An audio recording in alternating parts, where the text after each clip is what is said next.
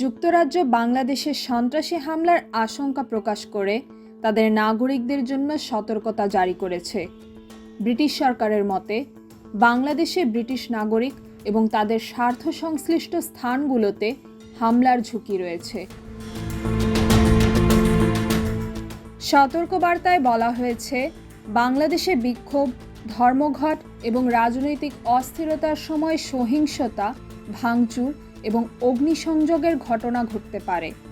বিশেষত গণপরিবহন এবং জনসমাগমপূর্ণ স্থানে হামলার আশঙ্কা বেশি। এছাড়া ধর্মীয় উপাসনালয়, রাজনৈতিক সমাবেশ এবং বিদেশি উপস্থিতির স্থানগুলোতে হামলার ঝুঁকি বাড়তে পারে। ঢাকা ও অন্যান্য বড় শহরে অপরাধের মাত্রা বেশি উল্লেখ করে ব্রিটিশ সরকার তাদের নাগরিকদের মোটরসাইকেল ছিনতাইকারীদের ব্যাপারে সতর্ক থাকতে বলেছে। নিরাপত্তা বাহিনীর কঠোর পদক্ষেপের পর সন্ত্রাসী হামলার সংখ্যা কমলেও সম্প্রতি নিরাপত্তা ব্যবস্থায় কিছু বিশৃঙ্খলা দেখা গেছে, যা হামলার ঝুঁকি বাড়াতে পারে।